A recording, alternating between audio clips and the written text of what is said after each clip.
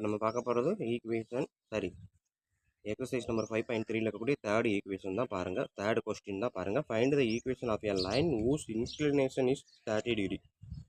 அதாவது தீட்டா வந்து 30 டிகிரி கொடுத்துட்டான்.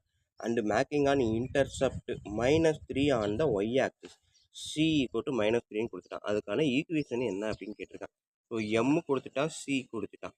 ஓகேங்களா, டேரெக்டாக ஈக்குவேஷன் நம்மளே எழுதிடலாம், ஒரே லைன் தான் கொடுத்துருக்கிறது. அவங்க என்னென்ன டேட்டா கொடுத்துருக்கான்னு பாருங்கள். தீட்டா ஈக்குவல் டு 30 டிகிரி, அப்புறம் வேறு என்ன கொடுத்துருக்கான், சி ஈக்குவல் டு -3ன்னு கொடுத்துருக்கான். ஓகேங்களா, நம்மளுக்கு தேவையான ஸ்ட்ரெயிட் லைன்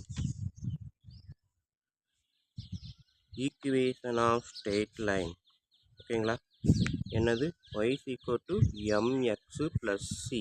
அப்போ நம்மளுக்கு எம் கண்டுபிடிக்கலாம், சி கொடுத்துட்டான். எம்ன்றது என்னது, mc equal to tan theta. ஓகேங்களா, அதாவது slope m equal to tan theta, but theta வந்து என்னது 30 டிகிரி. tan 30 டிகிரி அப்படின்றது 1/√3. ஓகேங்களா, இதுதான் m. mc equal to 1/√3. So அப்போ என்ன எழுதலாம், m கிடச்சிருச்சு, c கிடச்சிருச்சு. therefore the equation வந்து என்னது, y equal to mக்கு பதிலாக 1/√3x ப்ளஸ் சிக்கு பதிலாக -3. ஓகேங்களா, ஸோ இப்போ இதை நான் வந்து ஈக்குவேஷன் இதை அப்படியே விட்டாலும் சரி தான். இல்லை நம்மளுக்கு தேவையான மாதிரி மாற்றலாம், பழைய மாதிரி மாற்றணும் அப்படின்னு விரும்புனீங்கன்னா என்ன பண்ணலாம் அப்படின்னா, இந்த √3 டினாமினேட்டரில் இருக்கு இல்லையா, ஸோ இதை ரெண்டு சைடுக்கும் எல்சிஎம் எடுத்துக்கிறோம். அதாவது கிராஸ் மல்டிப்ளிகேஷன். எல்சிஎம்ன்றது உங்களுக்கு புரியலைன்னா கூட ஒன்றும் இல்லை, கிராஸ் மல்டிப்ளிகேஷன் மேலே. ஸோ அப்போ ஒய் இன்ட்டு √3. ஓகேங்களா, ஸோ அப்போ √3 இன்ட்டு ஒய் √3y. இங்கே வந்து டிவைடர் பை √3ன்னு வச்சுக்கோங்க. ஏன்னா மேலேயும் கீழேயும் அப்படின்ற மாதிரி மைண்டில் வச்சுக்கோங்க. 1/√3 எக்ஸு ப்ளஸ் -3/√3. ஓகேங்களா, ஸோ இப்போ இதை பார்த்தீங்க அப்படின்னா கீழே டினாமினேட்டர் எல்லாமே சேமாக இருக்கா, √3 ஸோ டினாமினேட்டர் எல்லாம் சேமாக இருந்தால் எல்லாத்தையுமே கட் பண்ணிக்கலாம்.